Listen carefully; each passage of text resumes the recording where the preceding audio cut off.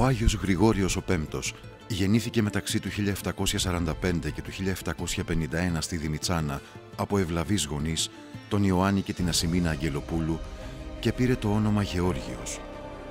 Ο Γιώργος από μικρός είχε πόθο για τα γράμματα, αλλά η οικονομική κατάσταση της οικογένειάς του δεν του επέτρεπε να διδαχθεί κάτι περισσότερο από τις γνώσεις του κρυφού σχολείου. Με την παρέμβαση όμως του πατρός Δανιήλ, ενός μοναχού από τη Μονή Φιλοσόφου, οι γονείς δέχτηκαν να αφήσουν τον έφηβο πια Γιώργο να μεταβαίνει συχνά στο μοναστήρι, όπου μορφωμένοι μοναχοί παρέδιδαν μαθήματα σε παιδιά.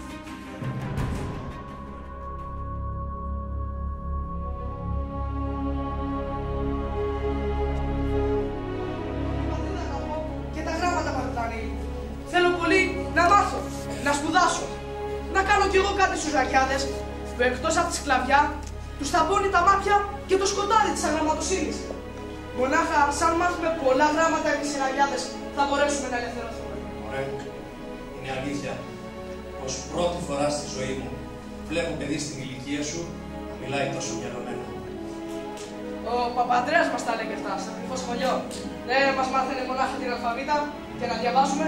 Μας έλεγε, παιδιά, εφόσον ο ραγιάς δεν ανοίξει τα μάτια στο φως της θεογνωσίας και της πατρίδας και δεν στηριχτεί στις δικές του δυνάμεις, μα περιμένει από τους ξένους να το συνδράμουνε, θα μείνει για πάντα ραγιάς.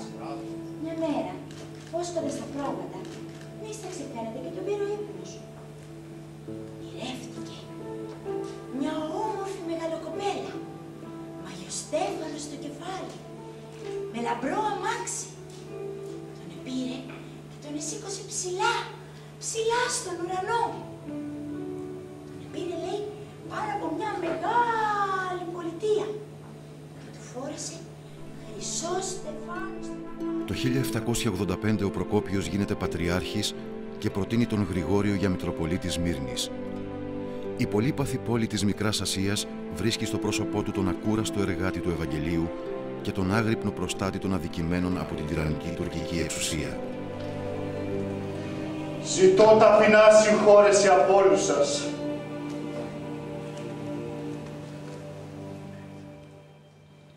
Και ας προσευχηθούμε στο Θεό να μην μας ξεχάσει.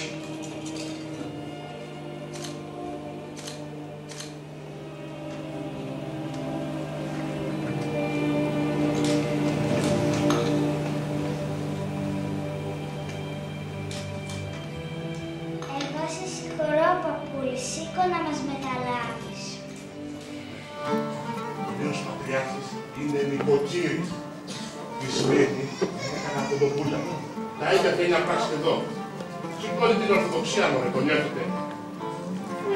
Παλάτι ο Ζουτάνος. Παλάτι το παράδειγμα. Η ενέργεια από εδώ. Θα έχουν ο κύριος Θεό. Θα πάψουν να ζουν στα καλύτερα. Λέγε, πατρικεφέ. Σακώ, λέγε. Θέλω η μεγαλειότητά σου να αφήσει την Εκκλησία να φροντίσει για αυτό το ζήτημα. Πιστεύω ότι δεν είναι τίποτα σοβαρό για να ξεσηκωθεί ολόκληρο το δοβλέτη και να χαθούν άδικα πιστοί υπήκοοι της μεγαλοπρέπειάς σου.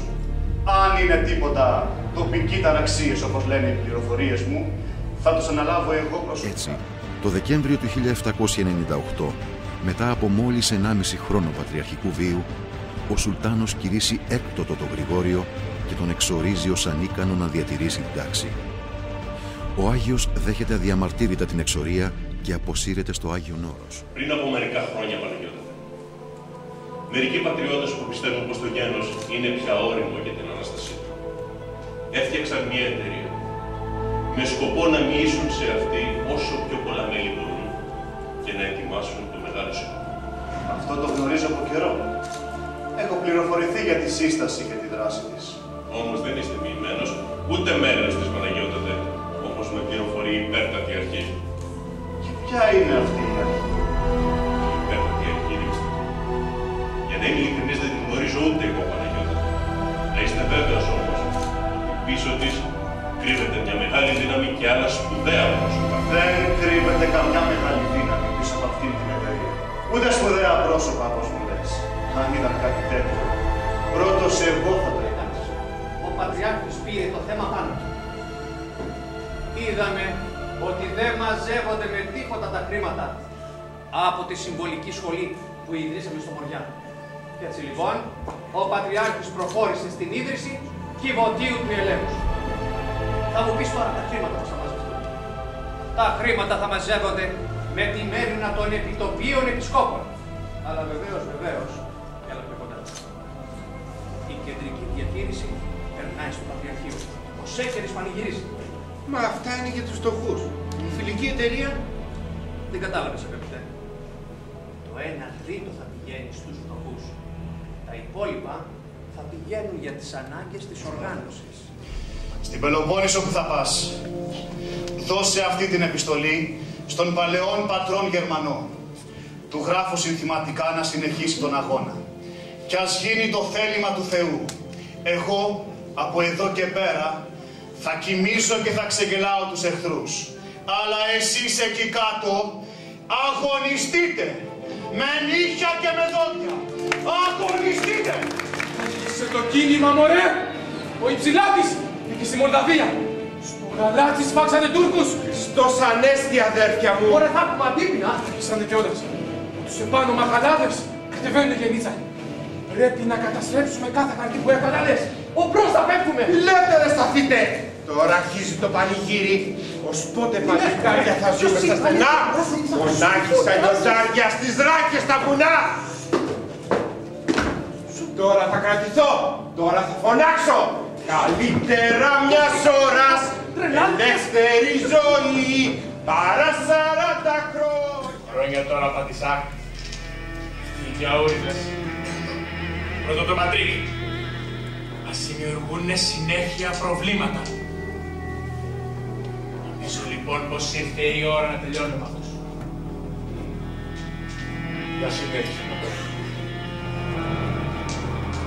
Είναι η κατάλληλη ευκαιρία. Σκέψου το μεγαλειότερο. Ξέλιζε, θέλω. Χέρι να πάρω! Έχεις την ευκαιρία να εξαλείψεις το φρονίσι των γέρος τους για πάντα από τη γη. Και ύστερα, τίποτα δεν εμποδίζει την ηρεμία του κράτους σας και τη δόξα της μεγαλοσύνης σας. Η υψηλή πύλη πληροφορήθηκε τη στάση στη Μορδοβλακία από μερικούς τρελούς και λυπάται. Διατάσσει λοιπόν τον Πατριάρχη να βγάλει αφορισμό εναντίον του Υψηλάτη και του Σούτσου και σε όσους άλλους είναι εκκροτέοι. Δεν μπορούμε να αποκόψουμε κάποιον από την Εκκλησία μας. Είναι ενάντια στους κανόνες της Εκκλησίας μας. Και μετά, σκεφτήκατε αδελφοί μου, τι θα γίνει να το κάνουμε. Μπορούμε άραγε να το πάρουμε πίσω. Το κακό που θα κάνουμε θα είναι χειρότερο. Εμείς που θα συντάξουμε αυτό το μισθό χαρτί, μπορούμε και να το ανακαλέσουμε. Αν θα φύγει, θα γίνει αμέσως τρομερή σφαγή. Μόνο, σκέψου για λίγο. Ασφάζεται ο λαός σου και εγώ μεταμφιεσμένος με καμιά προβιά. Να περπατώ ανάμεσά τους και να ακούω τα βογγητά των παιδιών μου που θα χάνονται από τα χέρια του αδελφού και τα νεκρά τους κορμιά να ρίχνονται στο Βόσπορο. Και ύστερα ελεύθερος περπατώ στους δρόμους του εξωτερικού και όλοι να μεταδίδουν λέγοντας «Να ο Φωνιάς Πατριάρχης, καμαρώστε τον!» Όχι! Δεν αντέχω τέτοια Το κατασκευή. δειλινό της 31ης Μαρτίου φτάνει στην πόλη η είδηση για την έναρξη της Επανάστασης στο Μοριά. Ήδη από την 1η Απριλίου, ο ναός της Ζωοδόχου Πηγής στον Παλουκλή λαιλατείται και καίγεται ολοσχερός από φανατικούς μουσουλμάνους φοιτητές σταλμένους από το Σουλτάνο. Μετά την απόφαση του Σουλτάνου να απολοφορούν όλοι οι Τούρκοι και να αφοπλιστεί υποχρεωτικά κάθε Έλληνας, οι σφαγές στην Κωνσταντινούπολη κλιμακώνονται και πολλοί κληρικοί περνούν από το μαχαίρι των γενιτσάρων. Τα πτώματα των σφαγέντων Ελλήνων πετιούνται στο Βόσπορο και τα νερά της θάλασσας αποκτούν το κόκκινο χρώμα του αίματος. χιλιάδες κορμιά επιπλέον, συνθέτοντας ένα αποκρουστικό θέαμα. Βλέποντας αυτές τις εικόνες, ο Πατριάρχης αναγνωρίζει πως έφτασε και η δική του ώρα να αφήσει τα επίγεια. Την εξέλιξη αυτή δέχεται με απόλυτη γαλήνη και ηρεμία. Παναγιώτατε, μεταφέρω φιρμάνια του Σουλτάνο Μαχμούδ.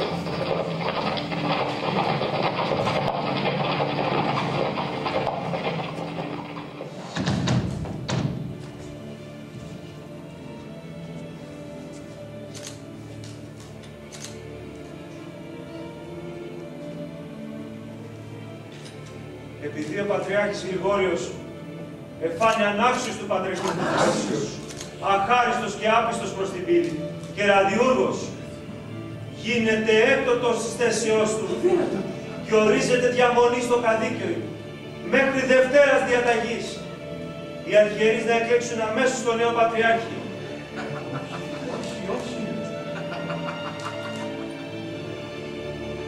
Αφέντη, σε έχω στα χέρι τώρα!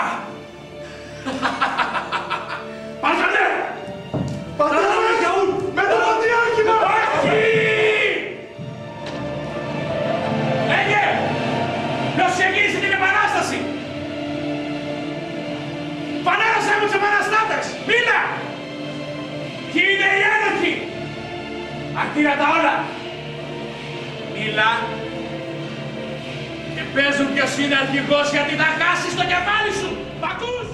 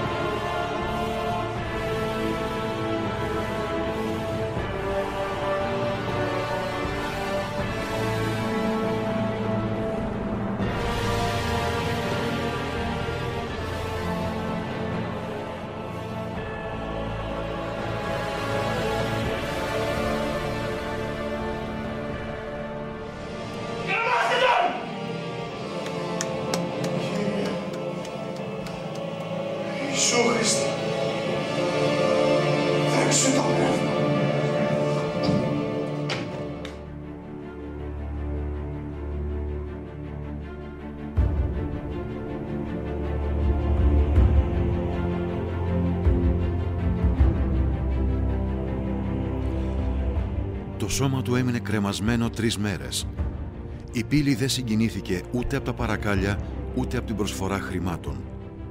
Όλοι οι Οθωμανοί της πόλης πέρασαν να δούνε στην αγχώνη τον βασιλιά των Ρωμιών. Βρίζουν, καταργιούνται, φτύνουν και πετούν κάθε λογής βρωμιά. Την 3η μέρα οι δήμοι κατέβασαν το σώμα του Πατριάρχη.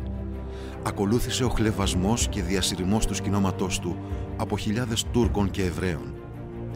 Ήταν μια πορεία φρίκης και σπήλωσης της ανθρώπινης αξιοπρέπειας και του πολιτισμού.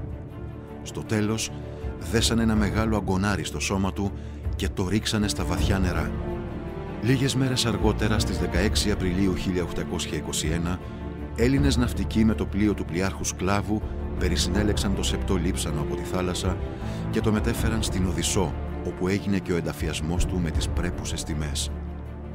50 χρόνια μετά, το Φεβρουάριο του 1871, έγινε η ανακομιδή των λειψάνων του και στις 14 Απριλίου η μετακομιδή του στην Αθήνα, με κάθε τιμή από το ελεύθερο κράτος, μέσα σε ατμόσφαιρα πνευματικής και εθνικής εξάρσεως ελεύθερων και υπόδουλων Ελλήνων. Την επόμενη χρονιά, στις 25 Μαρτίου 1872, έγιναν τα αποκαλυπτήρια του Ανδριάντατου στο πλάτωμα των προπηλαίων του Πανεπιστημίου της Αθήνας. Τότε άστραψε και βρόντισε μια σπουδαία φωνή, ο ποιητής Αριστοτέλης Βαλαωρίτης. Στη συμπλήρωση 100 χρόνων από το μαρτύριό του, το 1921 ανακηρύχθηκε Άγιος της Εκκλησίας μας. Η μνήμη του τιμάται την 10η Απριλίου παντός έτους εις αιώνα τον άπαντα.